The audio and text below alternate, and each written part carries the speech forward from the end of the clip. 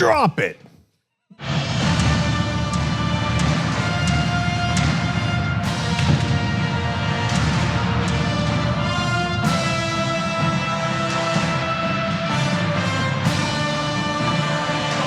Young Turks, Cenk Uygur, epic senior, epic junior, epic show.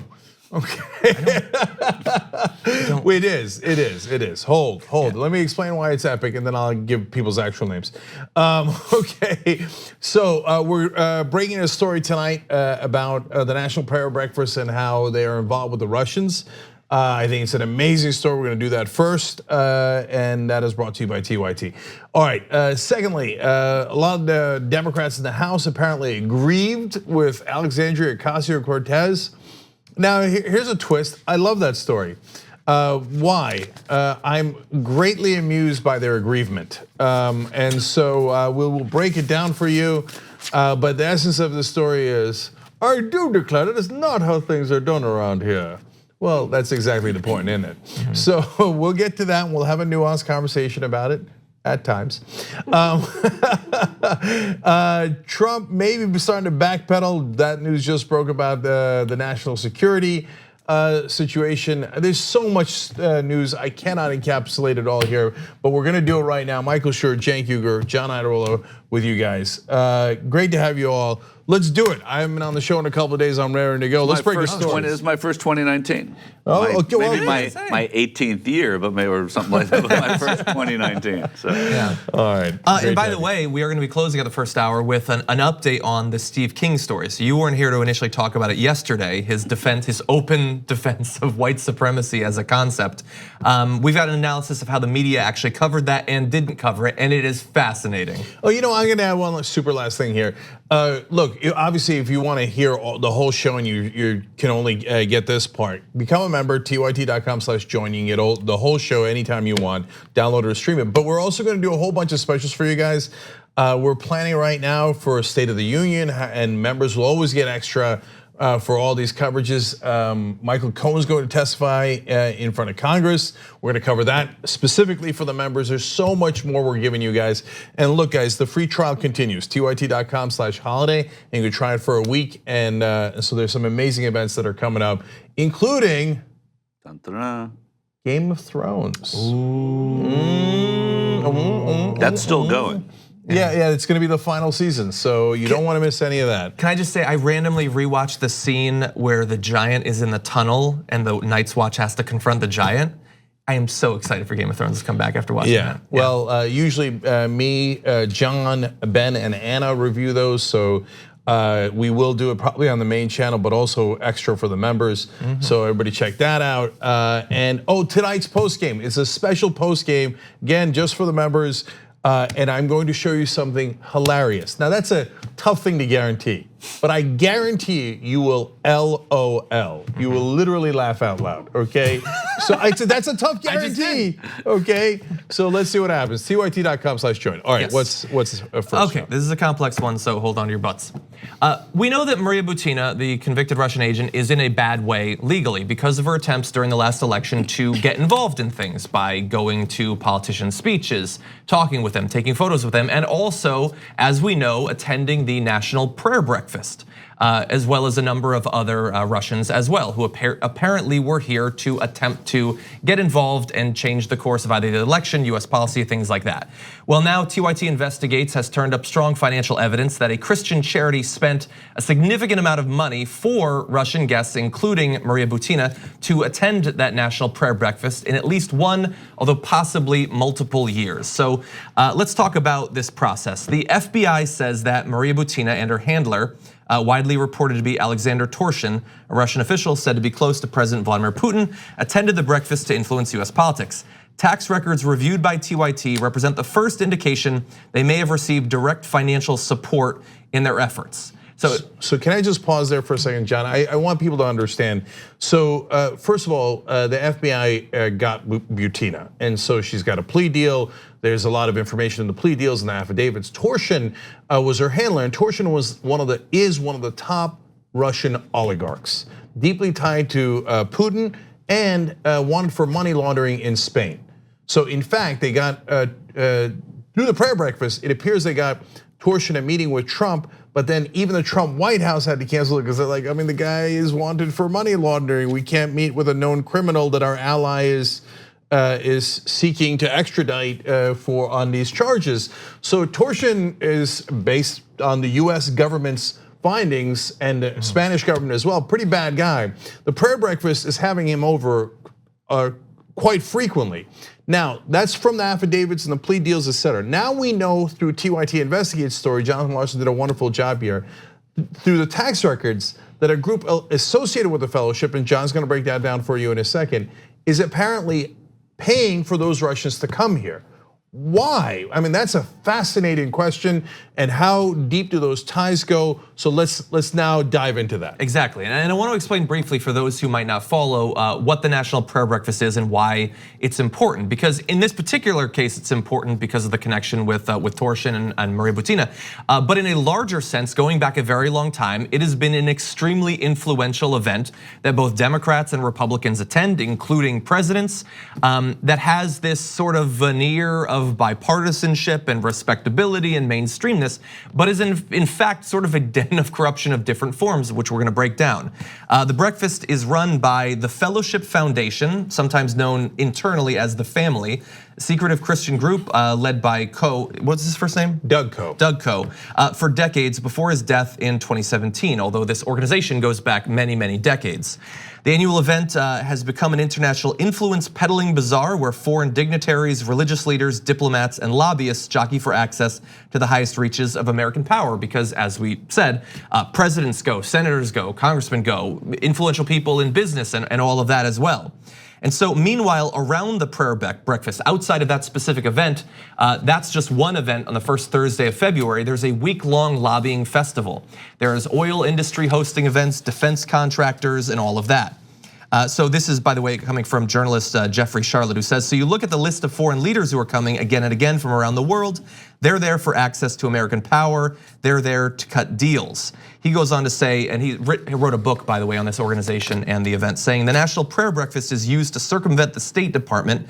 They are arranging meetings with a real who's who of nasty figures, the kind of government leaders from some countries that typically you would not have formal meetings with.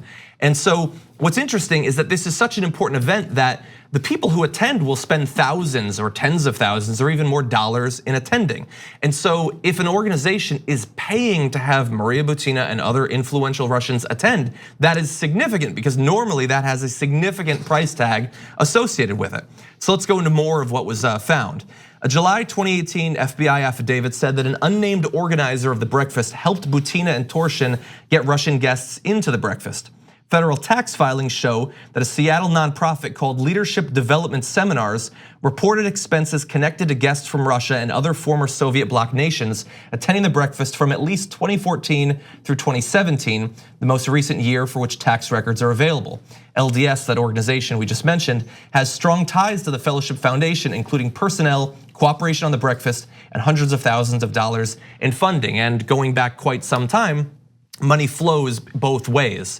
And from LDS to the fellowship in several of the years that was found, the only thing they were providing money for was for that fellowship and their breakfast. Okay, so now let me again level set here. You got the fellowship, the family, whatever you want to call it, they do the prayer breakfast, okay? Then you got these guys, the leadership development seminars, let's just shorten it as LDS. Which is unfortunate too, because the Mormons are LDS. That's right, but they are not Mormons. They're not part of this. It's just that this group is also called LDS. Now, Doug Coe used to run the fellowship until he died in 2017. The person who runs LDS is Doug Burley. Doug Burley is Doug Coe's son-in-law. And the fellowship also apparently paid for some of his housing. Now, and they give hundreds of thousands of dollars back and forth to one another. Until about 2014, it's the fellowship mainly giving to LDS.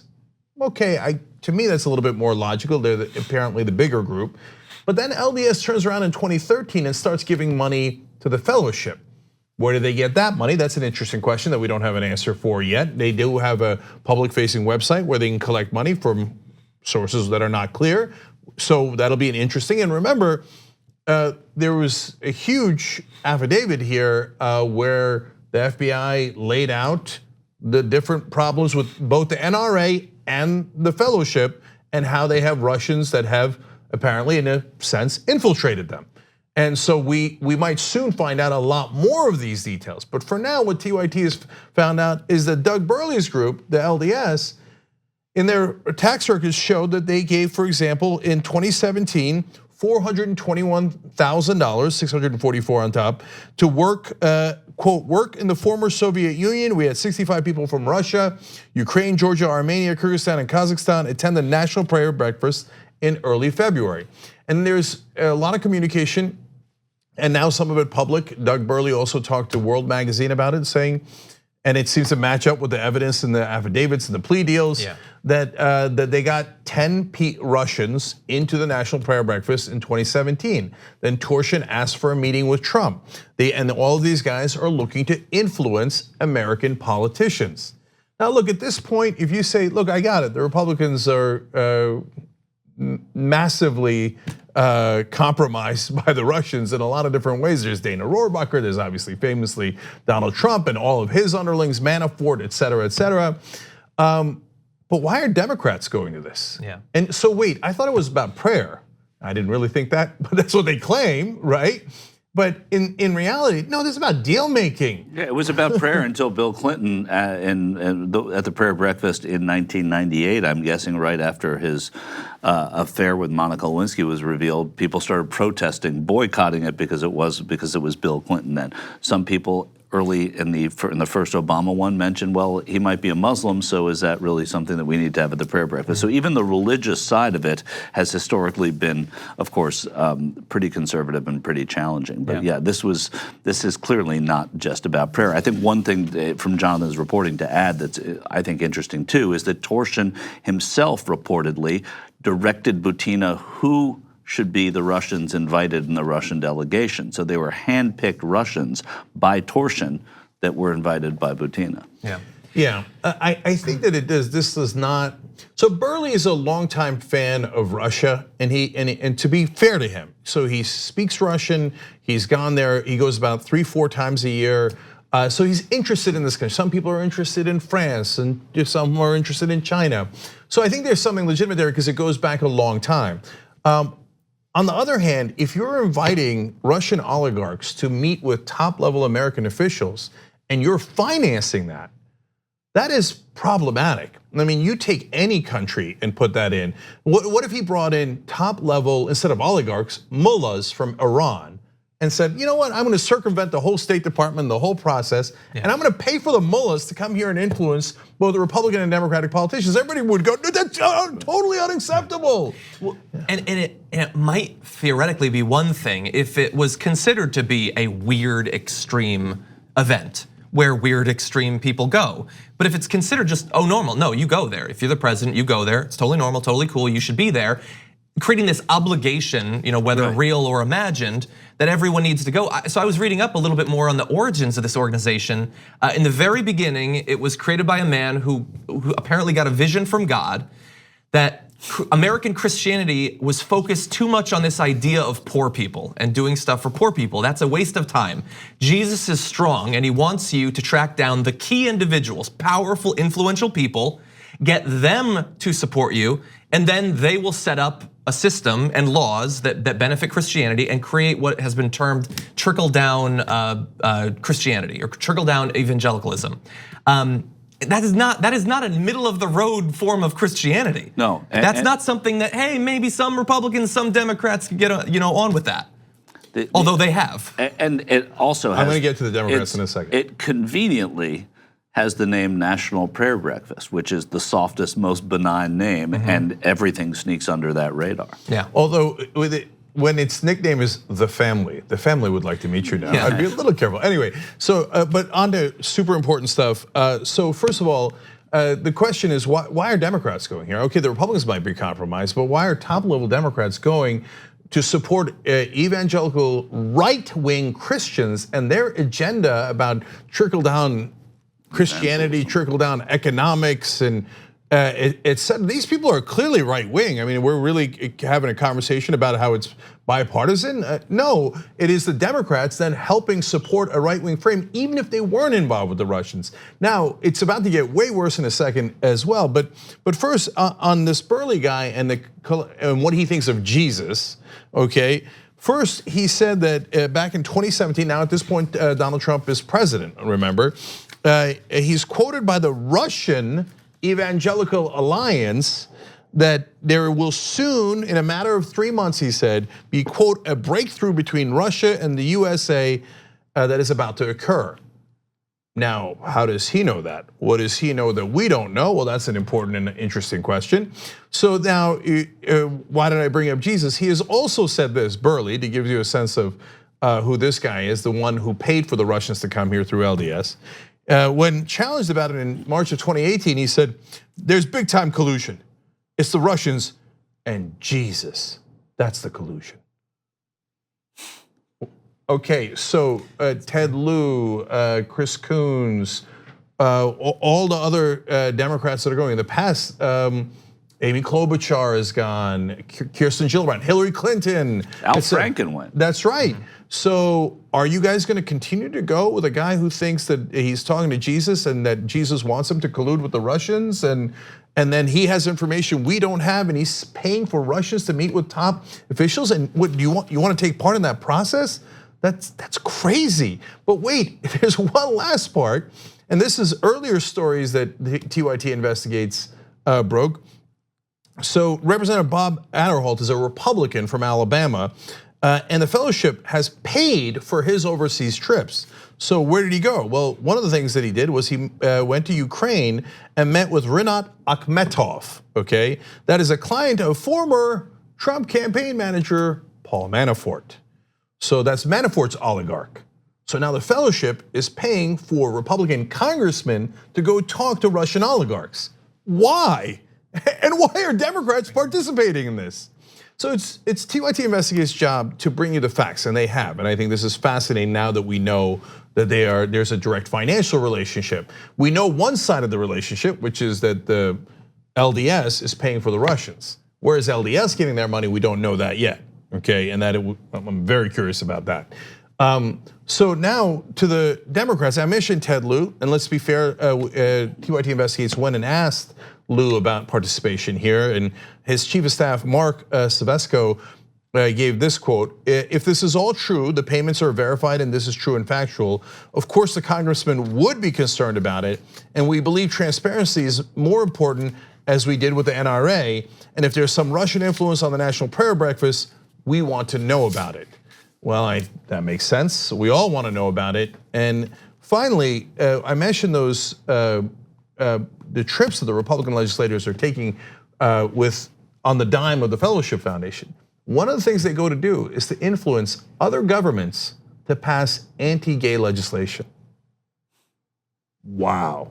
Why would a Democrat support that group in any way, shape, or form? When you look at other countries' laws against LGBT members and citizens in their own countries, they're as bad as ours, and some far, far worse. Yeah. So to send people through this organization to argue against the dignity and human rights and sometimes the lives of gay people across the world, and Democrats go and validate that by going to this breakfast and saying, no, it's okay, it's wonderful, and all we're doing is praying, which is total nonsense. And you can see it in the facts here. So it's our job here at the Young Turks then to analyze it. And my analysis is, no Democrat in their right mind should give any credibility to this organization.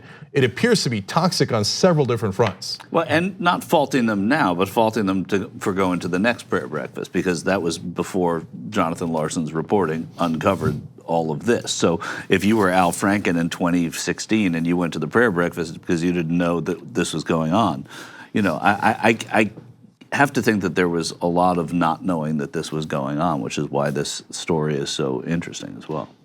Maybe.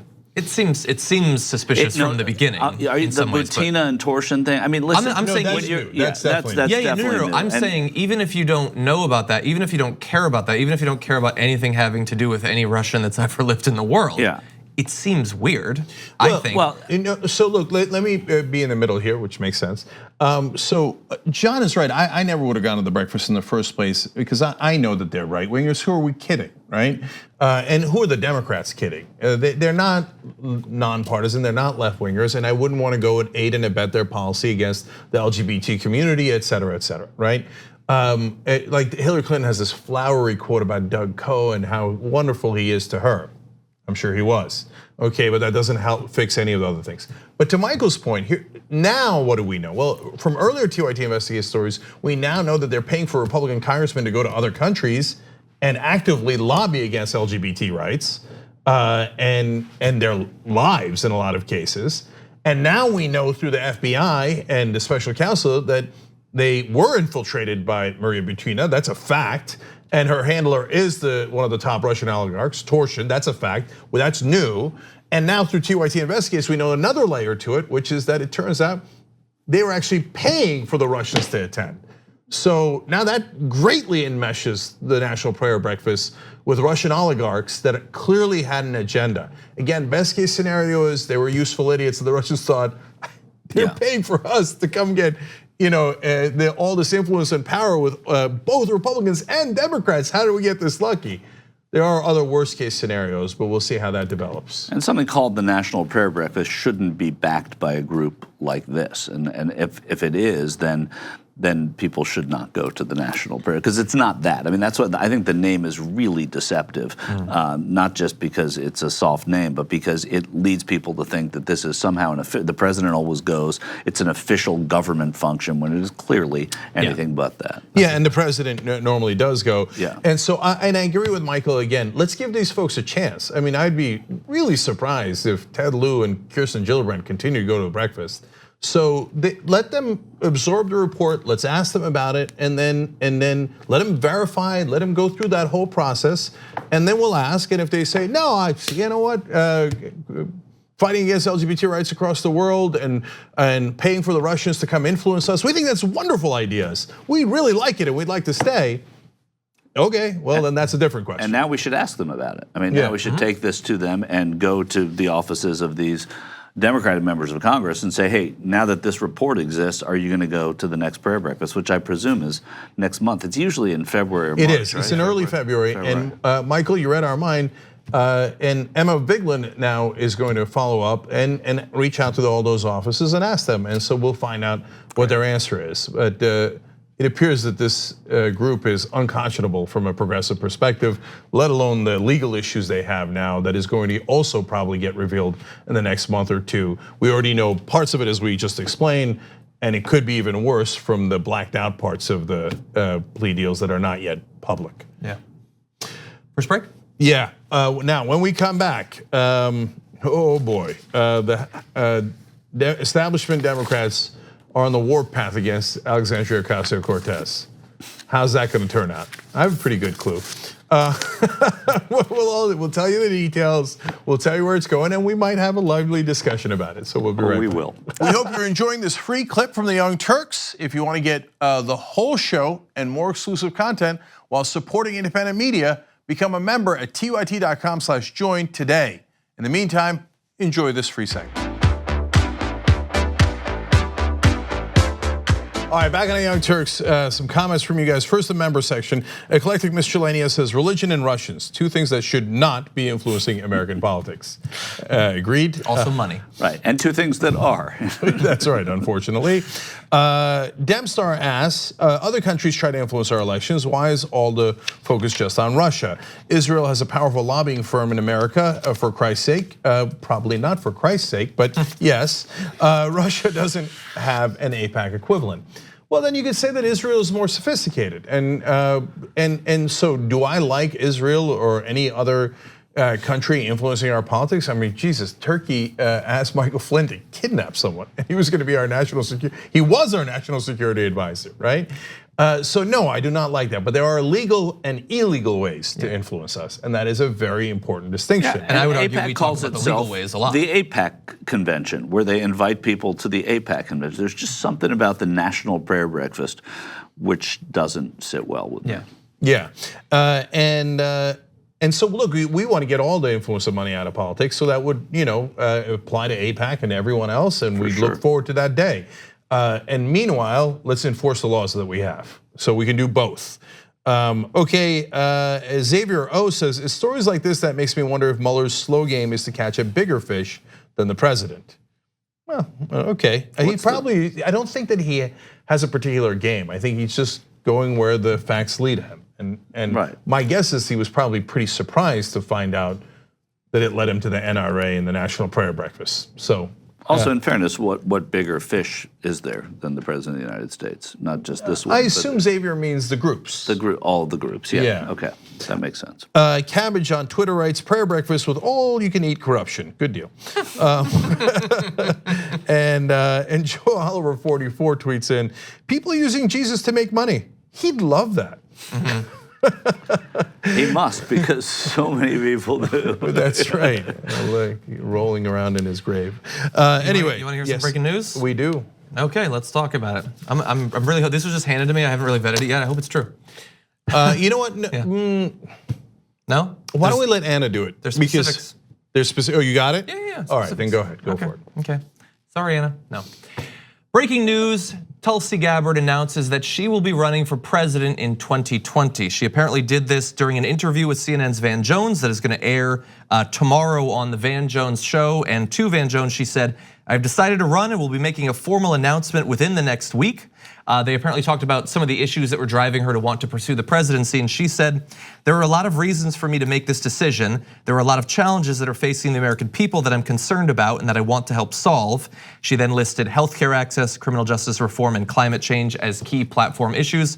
And she also said, there's one main issue that is central to the rest, and that is the issue of war and peace. I look forward to being able to get into this and to talk about it in depth when we make our announcement. Okay. So I know what a lot of people will think. They'll think, why are so many progressives running? They're going to split the vote. And my answer to that usually is, we should be so lucky. And what I mean by that is, about 30 people are going to run. If it turns out there's 4 progressives and 26 establishment candidates, trust me, they're going to split the vote more. And what I mean by we should be so lucky is, somehow, miraculously, all of them have been defeated, and Bernie Sanders, Elizabeth Warren, and Tulsi Gabbard remain. We should be so lucky, right? And then, hey, you like Tulsi a little bit better, you like Bernie better, you like Warren better, great.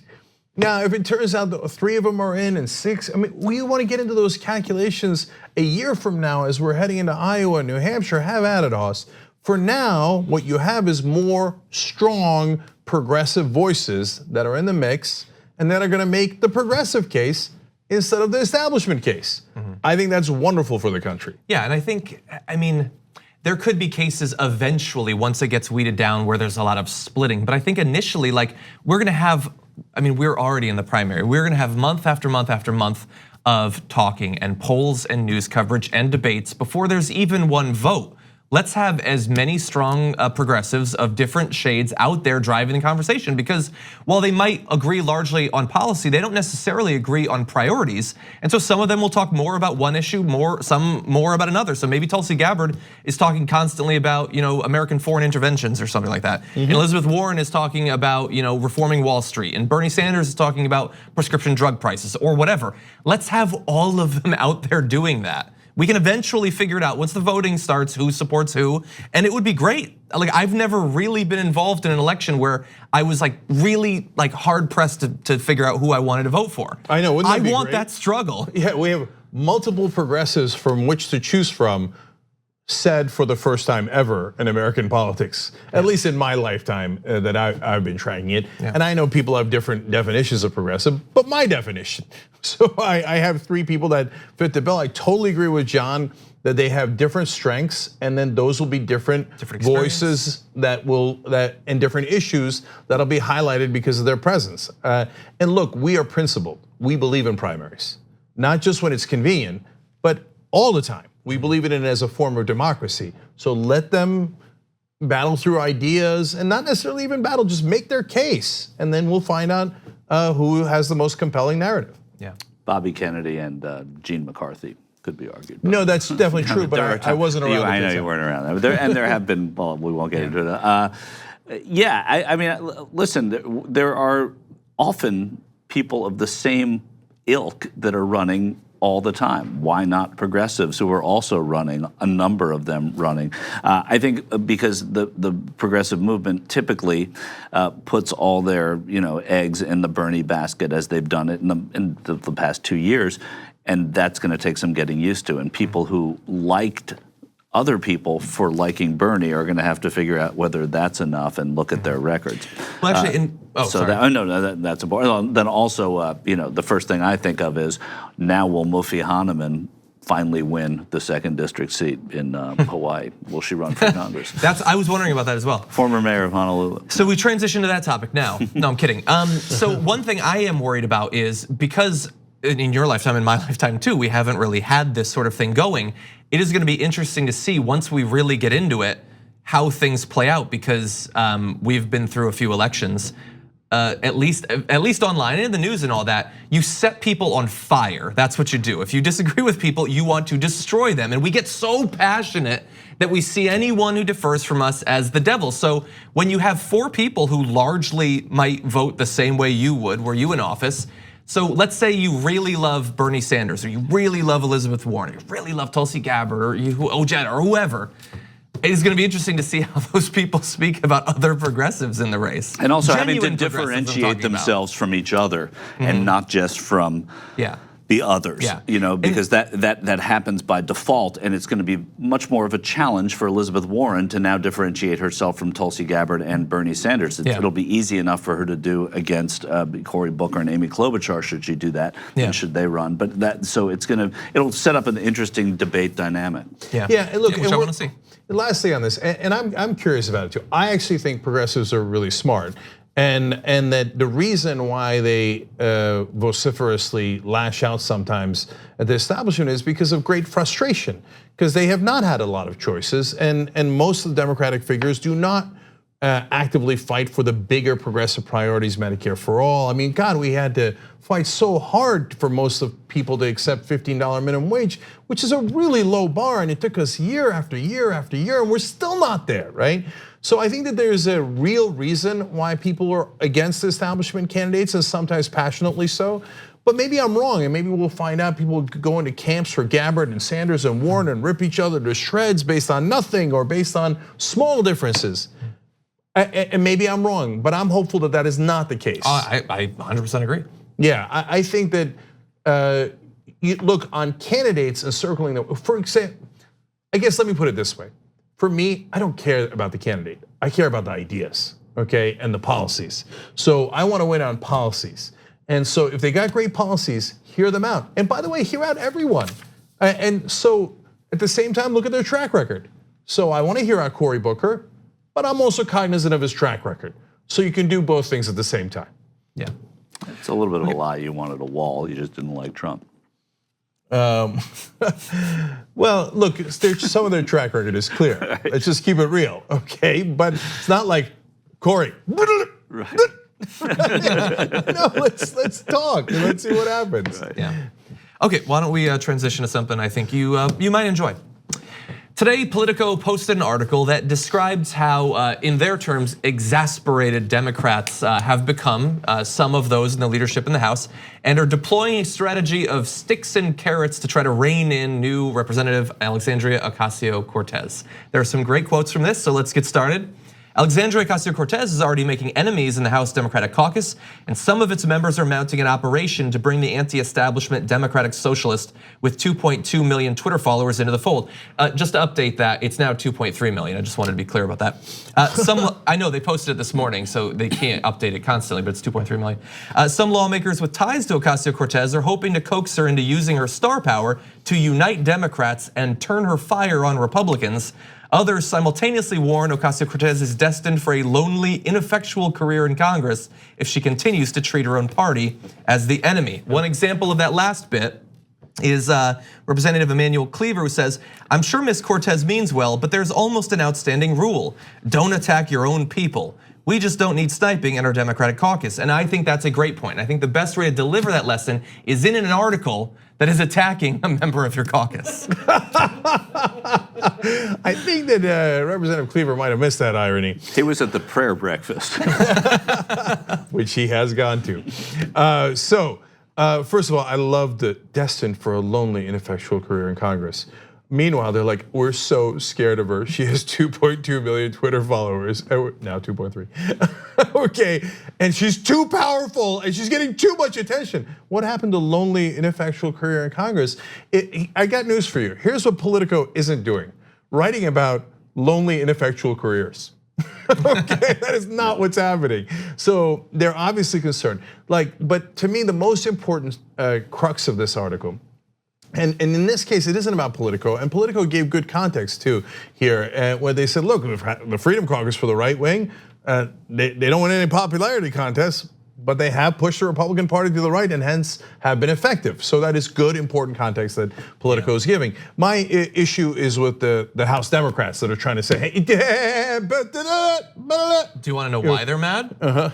I'm pretty sure I know why. Okay, well, I might shock you. So apparently some that they talked to were angry that she tried to challenge the new rules that they were gonna set up, which we encouraged people to vote against.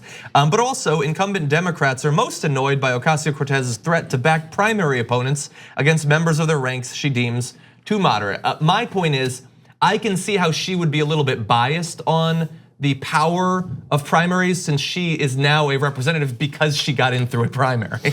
Well, so that goes to another core. So first core is Emmanuel Cleaver and several other Congress people reported in this article say, hey, listen, I know you're a rookie here, okay, but we're all Democrats, so we don't attack each other. We attack the Republicans, they're the other side. My first question is, do you? Okay, the Democrats don't often effectively fight back against Republicans, that's part of the problem. Secondly, but do you agree? That's the much bigger problem. And the reality is you don't agree. You say, why are you fighting me when we agree? But wait, are you ready for the Green New Deal? Are you gonna vote yes? No, most of you are not going to vote yes. Are you gonna vote for Medicare for all? Well, a lot of you are gonna vote no, so you don't agree. Are you gonna vote for abolishing ICE? Okay, look, I don't know how I would vote on that, but there's real substantive disagreements there. On the House rules that they're criticizing, I can't believe she went and publicized that she was gonna vote no on the rules. That's because she doesn't agree with you. It's called a democracy. And guess what? You say, well, we're all on the same team. Are we? Because those House rules, the one that she objected to and Ro Khanna and Tulsi Gabbard objected to, said, hey, we got to do pay-go, which means we got to raise taxes on people if you want to pay for Medicare for all, et cetera, which is going to make it much more politically difficult. So that's not a mistake. They know that. Nancy Pelosi, Democratic leadership, and everyone but 3 Democratic congresspeople all voted yes on a rule that progressives honestly hate. I'm not just saying that. You go read anywhere online. You read the comments under our videos on Twitter. I can't find a progressive in favor of that rule, except for the overwhelming majority of the Democratic caucus. We don't agree. So don't pretend you're on our side when you just voted against us. So that context is massively important. And then secondly, on the issue of the primaries, how hypocritical would it be for Alexandria Ocasio-Cortez to defeat a Democratic incumbent in a primary, then turn around and go, I do declare I'm now in a club, so we shall not have any more primaries, and I shall support all incumbents who are wonderful Democrats, and even though we don't agree and we just voted in a way that we don't agree, I will now bow my head and say they are always right. Well, that would be preposterous, and that's what they're asking her to do. Yeah. Different take? I mean, no, slightly. I blame Politico more than I blame the Democrats here. Oh, that's interesting. If you walk all around Congress, I was there last week and I spoke to, there are 435 members. I mean it, I probably spoke to 150 of them, asking them questions about what was going on, how they were feeling. Democrats elated, Republicans realistic. And whenever I asked about Alexandria Ocasio-Cortez, I said, what was it like with Alexandria Ocasio-Cortez in the caucus? Every single one of them that I spoke to said, it's amazing, it's so exciting, it's so thrilling, there's this vibrancy, there's this vitality. If I were to have asked any of them off the record, does her being there do this, they're going to answer. So if you go in writing an article like this, exasperated Democrats, I could write it tomorrow. I could go to Congress and find that. I could also go to Congress. And so and I don't mean this as any disrespect to Emanuel Cleaver, but he's easy. If by the time you've gotten to Emanuel Cleaver, there are a lot of Congress people that have not got on the record with you if you're writing a story like this. So I don't disagree that this is a ridiculous article and it's a ridiculous thing to say, but I felt nothing palpable like that. Though I know that if I had gone out looking for this article among 435 people, you're going to find a handful that would say whatever you want them to say. Yeah. Well, that's super interesting, Michael, and I like slight role reversal here, where I'm defending Politico, but I have a sense that some of these Democrats went to Politico. Maybe you're right. We don't know. I would have to be fair, I don't know. I lean towards them looking for the story, I think. Yeah, but they found it, and so and I love the context that Michael is giving. But so let's just keep going on the quotes, because I think the quotes are telling. So John, I got a few teed up. So the first is, you mentioned there's a lot that haven't gone on the record. Politico apparently understands why they didn't go on the record, at least some. So far, most of them have kept their criticism of Ocasio-Cortez private, fearful she'll sick her massive following on them by firing off a tweet. I thought she was destined for a lonely, ineffectual career in Congress. Yeah, that is interesting. That's weird. And one anonymous House Democrat said she needs to decide, does she want to be an effective legislator or just continue being a Twitter star? There's a difference between being an activist and a lawmaker in Congress. There's one more quote I want to read. That is the response from Alexandria Ocasio-Cortez to this story. She says, to quote Alan Moore, none of you understand. I'm not locked up in here with you. You're locked up in here with me. I hadn't seen that. Oh God, I love that. Oh, she's so good. Okay, and I believe that perhaps they do understand that, because another senior Democratic aide said, quote, people are afraid of her. Yes! Well, and I want to say something about that, because in the beginning, it's not a direct quote from a Democrat, but what Politico, apparently what they got from these conversations is they wish that she would turn from, and they want her to unite Democrats and to turn her fire on Republicans, implying that she's not doing those things. That is false. She is more effectively making the case against Republicans than literally any other politician in the country right now. That was on stark display in response to Donald Trump's comments a couple of days ago. We saw other responses. We saw Chuck Schumer, Nancy Pelosi, and Bernie Sanders. I liked Bernie Sanders' comments. I would say that informally, Alexandria Ocasio-Cortez on Rachel Maddow immediately after his speech was even more effective and off the cuff. And I think that on many of these issues, she does a protest about the Green New Deal, changes the national conversation about it. She brings up raising the marginal tax rate, and suddenly everyone is talking about whether that's a good idea. She is at the same time attacking the Republicans better than you are, uniting Democrats about bold ideas better than you are. I mean, you can't say she's not uniting Democrats, and at the same time, she's gotten 2.3 million followers on Twitter in 1 year. There's a reason for that. She is uniting Democrats. We call them progressives. And I would assume her influence extends beyond even that, because she makes the case for the policies. She represents the values better than anyone else I know of in politics. Oh, she's been a congresswoman for a week. I mean, that's the other thing. There hasn't really been anything to do. So it's too early to write this article if you're going to write this article. I mean, nothing has happened. They've gone in, they've had shutdown votes for a week, and that's it. And so that's another problem I have with Politico. Yeah, I hear you, but look, people are being sent to talk about her. Joe Lieberman is out today, and he said that she's too left. Oh, Joe Lieberman. Okay, and that was my response. And then he said, with all respect, I certainly hope she's not the future, and I don't believe she is.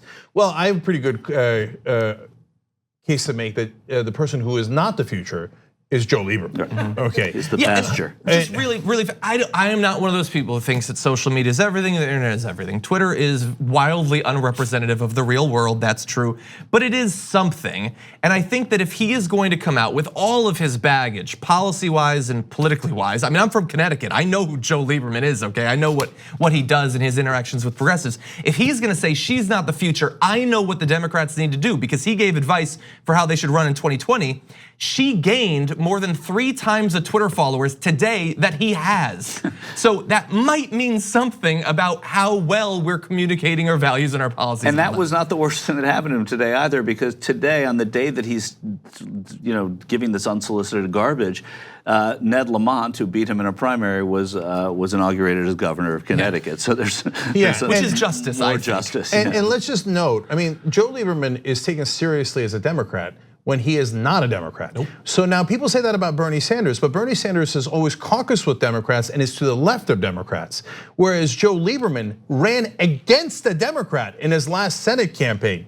So he lost the Democratic primary, did not accept the results of the Democratic voters, and said, to hell with the Democratic Party, I'm gonna run as an independent, and then won that race. Okay, and look, I don't have a problem with that. I believe in primaries, I believe in general elections, I believe in democracy. But don't come here telling me how good a Democrat you are. And then he came in and endorsed John McCain against Barack Obama in 2008. I don't think he's taken seriously as a Democrat. First of all, I don't think he's taken seriously, except by a very sort of middle of the road McCainite Republicans, and that's it. So I don't think he's taken seriously as a Democrat. I think he threw all that away with the McCain endorsement. So last things here, a couple of last quotes, because I just can't love them enough.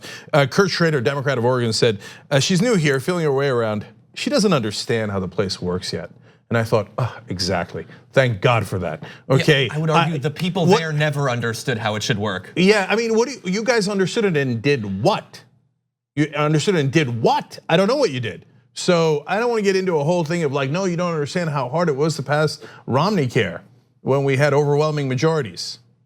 Okay, so I don't want her to learn the old ways. None of us want her to learn the old ways where you just sit on your ass and basically do nothing, and certainly don't fight for progressive priorities. And finally, Nydia Velázquez from Democrat of New York, she says she's reaching out to Cortez. They've talked, let's assume good intent here. But I don't agree with her philosophy. She says there shouldn't be a litmus test in every district. Nobody's saying there is, except for don't take corporate PAC money, because that means, are you honest or not? Okay, in our opinion, she says she should think twice about Ocasio-Cortez in the future before backing primaries against her colleagues. But she just won a primary, so that makes no sense. By the way, Velázquez also won a primary against a Democrat. But it's convenient that once they get in, they're like, whoa, no more primaries, because I already got my power. Where's that bridge? We got to burn it down right away. I already crossed it. So now Ocasio-Cortez is not doing that, and it's driving them crazy. And here's a direct quote from Velázquez. Washington is a political animal where a lot of the work that you want to accomplish depends on relationships within the Democratic caucus. In other words, be a team player, play ball here. And the honeymoon between the voters that you represent and yourself could be a short one. People want to see results. First of all, what results have you guys brought? Second of all, she is fighting for results. You can't tell her, shut up and be quiet, you're a freshman congresswoman, and at the same time say, where's your results? Where's your results? She just got a select committee on Green New Deal. When did you do that? No, okay.